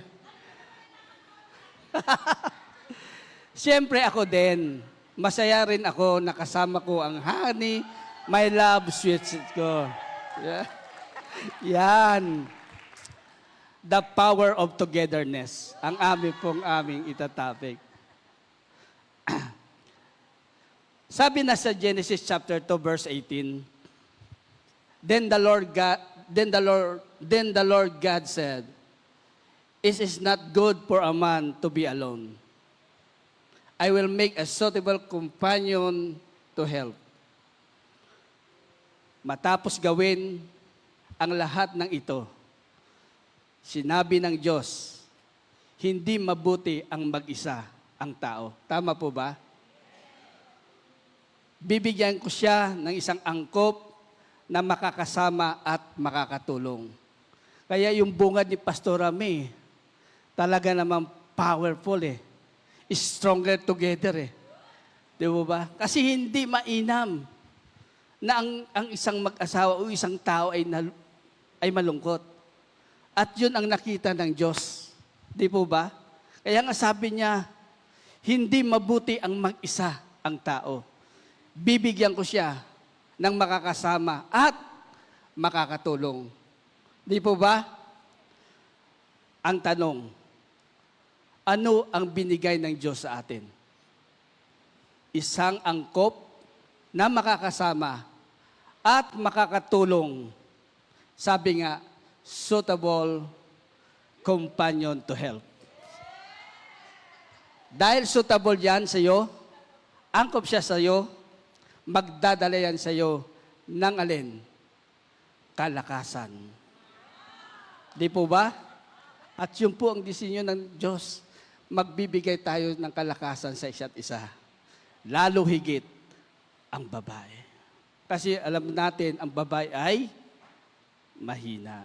Amen? Ngayon umaga, hayaan mo niyo pong mag-share kami mag-asawa tungkol sa the power of togetherness. Ano ba nga ba ang magandang maidudulot kapag ang mag-asawa ay nagkakaisa? Two are better than one. Sabi niya sa Ecclesiastes chapter 4 verse 9 to 12, New Living Translation, sa verse 9, sabi dito, two people are better off than one, for they can help each other succeed. If one person falls, the other can reach out and help, but someone who falls alone is real trouble. Likewise, two people lying close together can keep each other warm, but how can be warm alone? A person standing alone can be attacked and defeated, but two can stand back to back and conquer. There are even better, for a triple braided cord is not easily broken. Higit na mabuti ang dalawa kaysa isa. Bakit to? Bakit nga ba? Kasi po, higit na mabuti ang dalawa kaysa kasi produktibo ho ang dalawa. Productive. Sabi sa verse 9, ang dalawa ay mabuti kaysa isa. Mas marami ang bunga ng anumang gagawin nila. Amen? Mas marami ang bunga ng anumang gagawin nila. Purihin ang Diyos. Amen? Sa isang mag-asawa, maraming magagawa kapag sila'y parehong aktibo na nag-aambag sa kanilang sambahayan at mga personal na layunin. At paano gamitin ang mga oras na maging epektibo at pagsuporta sa isa't isa ng mga bagay na ikaw bubuti upang makamit ang tagumpay. Lalo na kapag yung madalas nakikipag-usap tungkol sa mga paghahati ng mga responsibilidad sa bawat isa. At habang pinatitili ang mag-asawa ang ganitong mga luyunin, sila'y magiging malusog ang kanilang pamumuhay. Amin po ba? Hindi ba kayo masaya? Malusog kayo? Kasi bakit? Magkasama kayo. Di po ba? At ano pong mga susi na mga protektibo bilang mag-asawa? Una, dapat supportive ang bawat isa. Amen? Dapat laging pinupuri ang bawat isa. Dapat laging bukas sa pakikipag-usap ang bawat isa. At ito ang importante. Dapat lagi po kayong makinig, pakinggan ang mga pag-uusap ng mag-asawa. Kasi bakit? Dito tumatatag ang relasyon sa pakikinig ng bawat isa. Amen? At kung ganito ang setup ng mag-asawa, mas lalong magiging produktibo ang kanilang pamumuhay at pagsasama. Amen? Kaya po, kami po mag-asawa, ito yung ginagawa namin. Lagi po kami nag-uusap, anong mga solusyon ang dapat namin gawin, ano ang support na gusto niyang ipahatid ko sa kanya. At ganun din po siya. Alam niyo po, bago ko nakilala ang aking asawa, alam ko lang gawin noon ay, katulad ng sinabi ni Pastor Randy kanina, ako po ay isang basurero. In English lang yun eh. In English lang po. Sa Tagalog po, basura. Yon. Pero ang kagandahan naman po, kasi ang tingin kasi nila, pag ang basura daw, kasi nakikita nyo sa paligid, di po ba? Sa mga kanto, sa mga kalye, sa mga city. Pero po ako, different. Iba po ako. Alam niyo kung saan po ako namumulot ng basura? Sa airport. Di ba, S? Sosyal. Di po ba? Basura po ng eroplano, basura po ng mga sa kantin, basura po, lahat. Lahat po ng basura sa paliparan po natin sa Ninoy International Airport. Doon po ako namamasura. At alam niyo po ba, sabi nga nila, ang basura may pera. Di po ba? At totoo naman, sa basura ay may pera. Alam niyo po ba, nung kami ay nangungulikta, pinaghihiwalay po namin ang nabubulok sa di nabubulok, yung pinapakinabangan o hindi pinakinabangan. Siyempre, dahil may pakinabang sa basura, nagkakaroon kami ng pera. Di po ba? Yung po ay binata po ako nung araw na yun, bago ko po nakilala yung aking misis. Alam niyo po ba, kontento na ako sa ganung buhay. Tumigil po ako sa pangarap na inilagay sa akin ng Diyos. Dahil alam ko, malit lang ang aking kakayanan. Bakit to? Kasi isa lang po kong high school graduate. Wala po ko kasing talino ng aking asawa. Wala po akong diploma na katulad ng aking asawa. Wala po akong lisensya na katulad ng aking asawa. Ako po ay high school graduate lang. Dahil po, wala pong kakayanan ang aking mga magulang para ako'y paaralin sa magandang eskwelahan doon sa probinsya. At alam po natin yung probinsya, mahirap pa. Kapag hindi ka nagsikap, pera. Tama po ba? At yun po ang naging dahilan. Maliit lang ang aking kakayanan. Pero, salamat sa Panginoon, dahil dumating po ang aking napakagandang asawa. Napakatalinong asawa. Di po ba?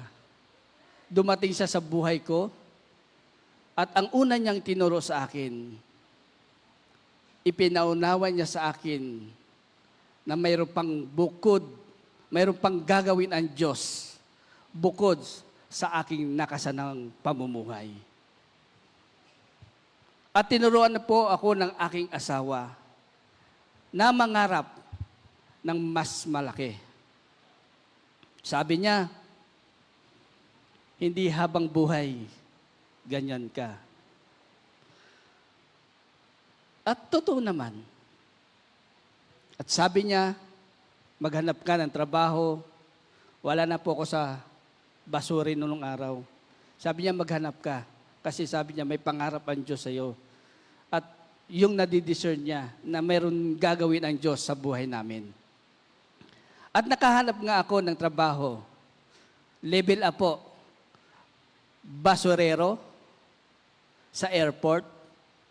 Ngayon, pahinante naman. Di ba level up? Wala na sa basura, taga-buhat, kargador. Oh my goodness.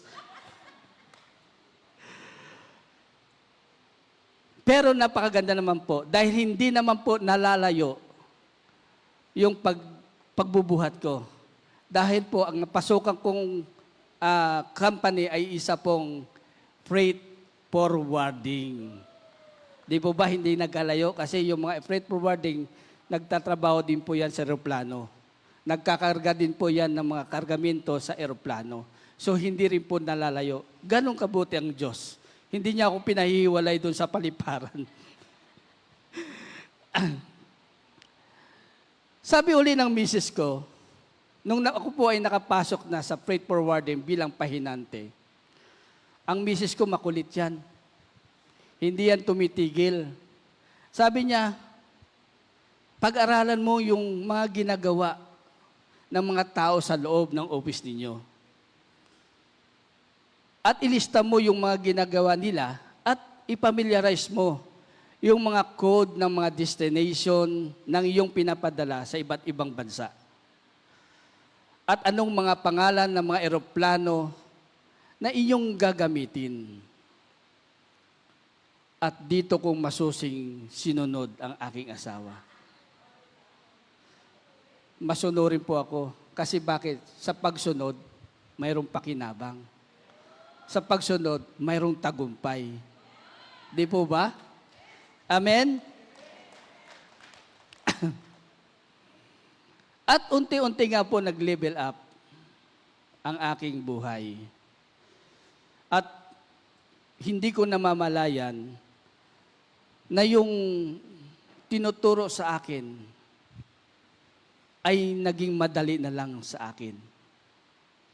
Dahil porsigido kong matuto doon sa mga bagay na gustong mangyari ng aking asawa. At salamat sa Panginoon dahil nangyari nga po. At alam niyo po ba, makulit talaga ang asawa ko. Sabi niya ulit, di po ba, alam ko na yung pasikot-sikot ng office namin sa freight company. At ang sabi niya ulit, pag-aralan mo yung benta ng mga services, offer services ng kumpanya niyo patungkol sa freight forwarding.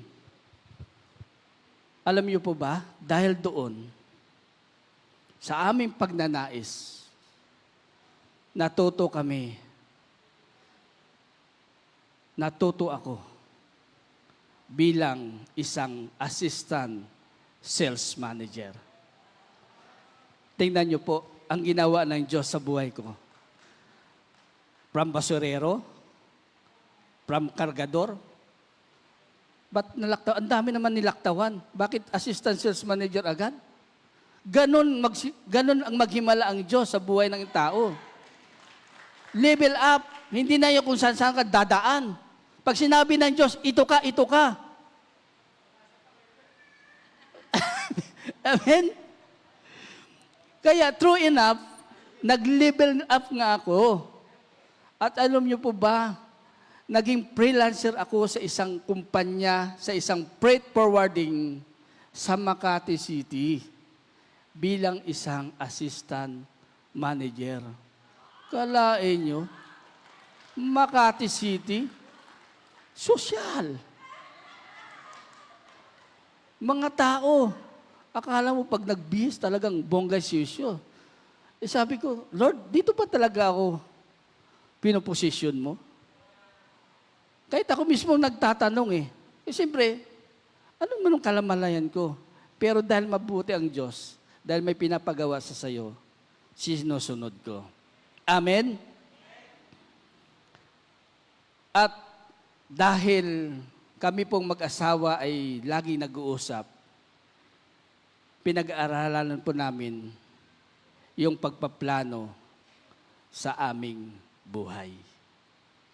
At ito ang masasabi kong productivity dahil may kasama ako na nagpapalakas sa akin. Di po ba? Alam niyo po mga mister, mga tatay, aminin mo po natin o hindi, ang ating mga asawa ang nagpapalakas sa atin. Aminin mo po natin mga tatay. Ang mga asawa po natin ang nagpapalakas sa atin. Di po ba?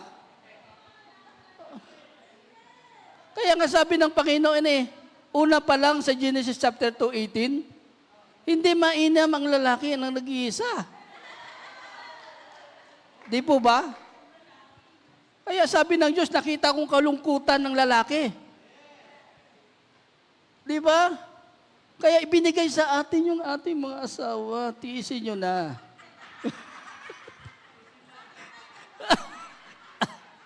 Joke lang. Joke lang. Kaya lalo pa namin napalakas sa isa't isa. Kasi bakit? Dahil yung aking asawa ho ay pinakilala niya ang Kristong nakilala niya. Di po ba?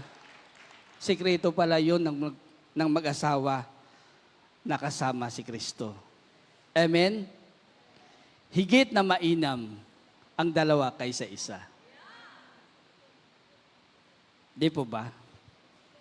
Letter B, protected. Ang sabi sa verse 10 ng mga ngaral chapter 4, kapag nabuwal ang isa, may itatayo siya ng kanyang kasama. Kawawa ang nag-iisa sapagkat walang tutulong sa kanya kapag siya ay nabuwal. Mga kapatid, mga mister, maitatayo tayo kasama. Kung ikaw po ay nabubuwal, tandaan mo, may kasama po tayong asawa na magtatayo sa atin. Amen? Sabi nga sa isang kasal, yung part na kinakasal, sabi nila doon, for better, for worse, for richer, for poorer, till death do us part. Di po ba? Di ba yun yung kinakasal? Yun yung mga sungpaang hindi matinag-tinag sa hirap at ginhawa. Mamatay man yung una. Amen? Till death do us part. Bilang mag-asawa, nakita namin yung kahalagan ng pagprotekta sa isa't isa. Kasi po, ang kahihiyan ng isa ay kahihiyan ng dalawa. At ang kailangan natin bantayan ng bawat isa ay yung ating mga kinikilos. Amen? Sapagkat kapag yung ating mga kinikilos ay hindi maganda, ito ay naglalagay sa atin ng kahihiyan. Amen po ba? Kaya mahalagang mag-asawa ay dapat tinitingnan ang bawat hakbang ng isa't isa at ingatan ang mga private life ng mag-asawa. Ingatan ang pagsasama, pangalagaan ang pagsasama, at ipagtanggol ang isa't isa. Amen? Protected. Amen? Ano ang dapat gawin sa mag-asawa para mas lalo nating maproteksyon ang isa't isa? Una, yung physical na mag-asawa. Pangalawa, yung emosyon ng bawat isa. Kasi bakit to? Alam po natin yung ating mga asawa ay mahina. Tama po ba? Mabilis silang matrigger yung kanilang mga emosyon. Di po ba?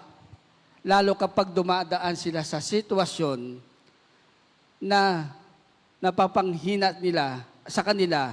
Kaya mga husband, total support tayo sa atin mga asawa. Dapat laging bukas ang mag-asawa sa usapin ng pagpapahalaga at pangangailangan. Amen? Kahit nalaman niya ang tunay kong trabaho, we're talking about my wife, na ako ay isang waste manager.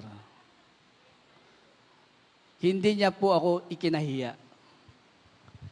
Sa halip, hindi niya pinagsabi sa kamag-anak niya. Kaibigan niya, iningatan niya na hindi ako mapahiya. Ang asawa ko po, katulad ng sinasabi ko kanina, isa po siyang professional na guro. Siya po ay may lisensyado, English teacher, at hindi lang po yan, cum laude pa. Poor Diyos. Di po ba? Hindi ba ako mapalad? Yes, mapalad ako. Di po ba? Hindi. Kasi hindi ko sinabi. Naman.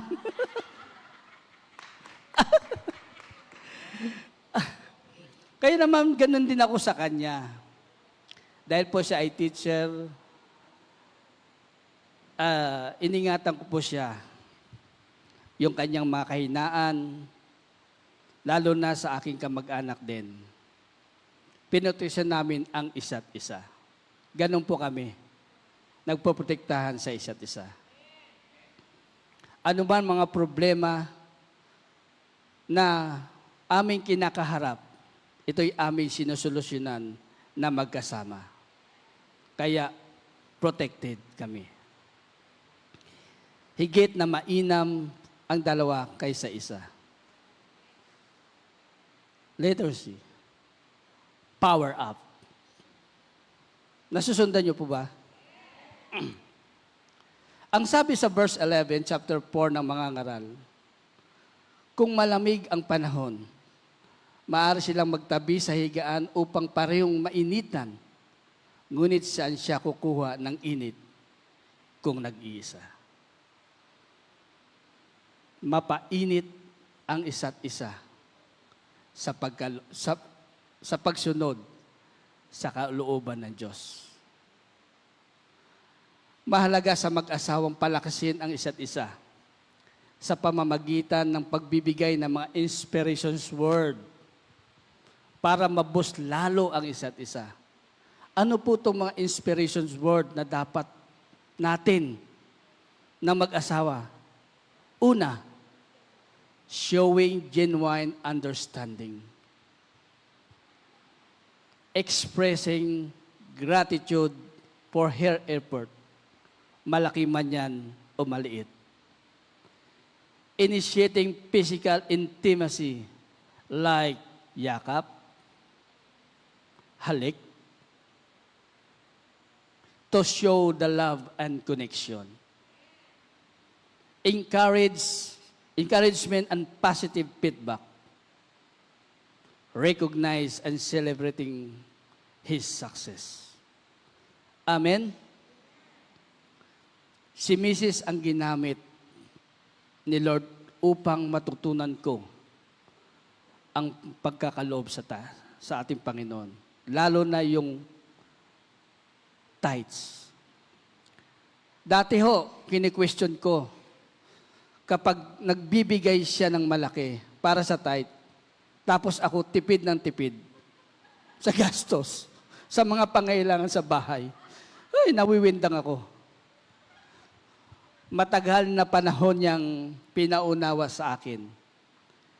Pero nang pinaunawa sa akin sa tulong ng Panginoon, sa lalim ng kanyang mga salita, ako po natuto.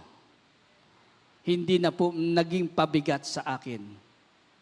At ngayon, magaan na sa loob ko, sa puso ko, ang pagbibigay sa Diyos. Praise God. Palakpakan po natin ang Panginoon. Kaya habang patuloy na lumalalim ang aming pagsasama at pagkarelasyon sa Diyos, lalong tumitibay ang aming pagsasama bilang mag-asawa. Higit na mainam ang dalawa kaysa isa. Partnership. Ang sabi ng mga ngaral, chapter 4, verse 12, makakatayo sila back to back and they will conquer. Sa isang matagumpay na pamumuhay, ay ang matinding katimbang ay iyong asawa. Lalo na kapag kayo ay merong negosyo, talaga namang ito ay magiging successful. Bakit? Sapagkat malakas kayo, yung maging desisyon nyo ay nagkakaisa, yung responsibilidad ninyo, pinagtutulungan yung dalawa. Alam niyo pa ba, katulad kayo ng isang team na hindi na matatalo, hindi matitinag. Because they will conquer anuman ang hamon ng buhay na nakaharap natin. Amen? Kaya po, sa biyaya ng Panginoon, nagsimula bilang basurero, naging pahinante, at ngayon, negosyante na. Ako po may-ari na isang maliit na kumpanya, isa pong freight forwarder din. 8 taon na po siya. Kasalukuyan. Kaya po salamat sa Panginoon dahil sinamahan ng Diyos yung aming kumpanya. Dahil sa aming pagpapalakasan sa bawat isa. Dahil sa Diyos kami kumukuha ng lakas. Sa Diyos kami kumukuha ng wisdom sa aming pagninegosyo. Kaya yung asawa ko, siya po ay namamahala sa office at ako naman po sa field. 8 taon na yung kumpanya namin at yung kapartner namin dito sa mahabang panahon, sa 8 years na pagninegosyo namin, alam niyo po ba, hindi kami pinapabayaan ng Diyos.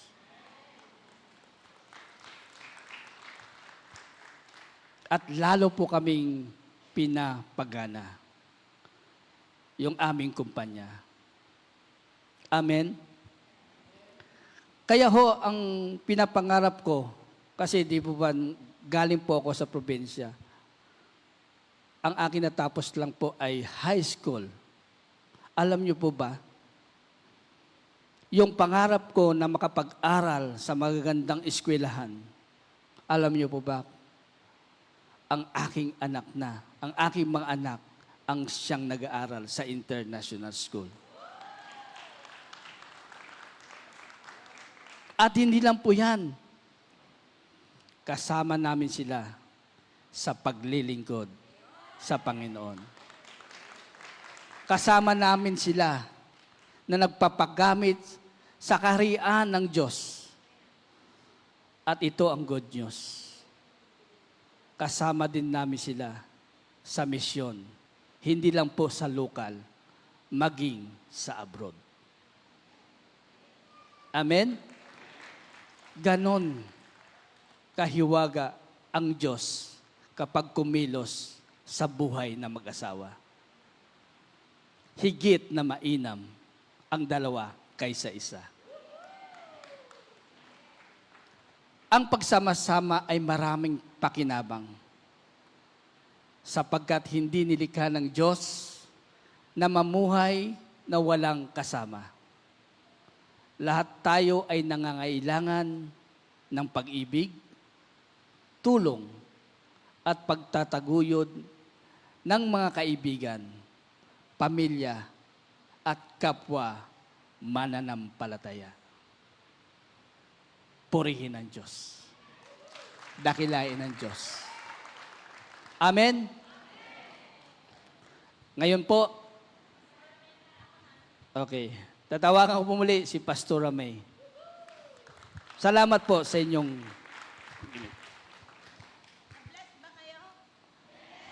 Hindi halatang first time niya, no? Invite niyo siya ulit. Salamat po, Brother Morris. Nakaka-amaze ang kwento ng buhay. Sabi mo, from waste manager to owner. Ayan. So, stronger together dahil merong asawa. Napansin niyo ba yung kwento niya? Hindi siya napahiya dahil ang asawa niya ang nagturo sa kanya. Kadalasan kasi ang problema sa mga ibang mga lalaki, wala dito yun, wala po dito. Ayan, naniniwala ko wala dito. Kadalasan, ang nagiging problema sa ibang lalaki, ayaw nilang pinapangunahan ng babae at ayaw silang tinuturuan ng mga babae. Kasi para sa kanila, tinatapakan ng kanilang pagkalalaki. Sa mag-asawa, wala namang nagtatapakan. Sa mag-asawa, nagtutulungan. Ang tawag po dyan, yung strength ni Sally, ni-recognize ni Morris. Ito yung kulang ko yung magtuturo. So, dahil naniniwala siya yung asawa niya ay teacher, libre na ako ng teacher. Sipin mo, hindi ako nag-aral, nagpakasal ako sa teacher. O di libre na akong teacher. Kasama ko sa bahay ang teacher. Mas matalino siya sa cum laude. Kaya kayo mga may na dyan. Palakpakan natin ang Panginoon. Yung hindi niya naranasan, dahil nagtulungan silang mag-asawa, lumakas sila. Amen po ba? So, hindi ito tinatapakan ng pagkalalaki. Kung hindi, nire-recognize ng bawat isa yung strength. Parang si Pastor Dong, nire-recognize ni Pastor Dong yung strength ko. Kaya ang tawag doon, from strength to strength, the Lord made us stronger. Pinalakas kami ng Panginoon na mag-asawa. Ganyan din po sa inyo. Amen?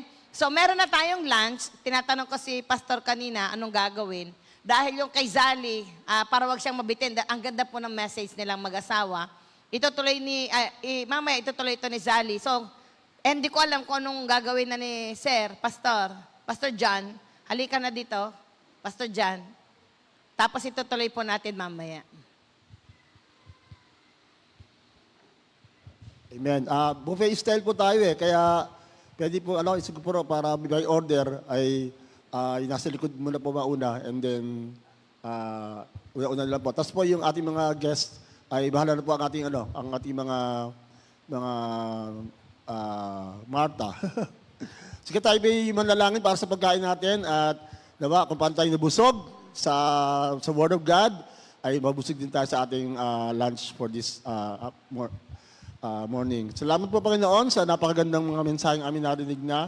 Alam po namin na marami ka pang ipupuno sa amin even after this lunch, Lord. Kaya ngayon po, dalangin po namin aming lunch na maging kalakasan po ng aming katawan at mabusog kami para maging ready pa sa more things to come this afternoon. At dalangin din po namin na patuloy mong pagpalain ng gawain ito at lalo po namin matanggap ang pinakanais mo na matanggap namin for this day. Kaya ito po ang dalang sa pangalan ni Jesus. Amen. Okay, God bless and have a wonderful lunch. Yan,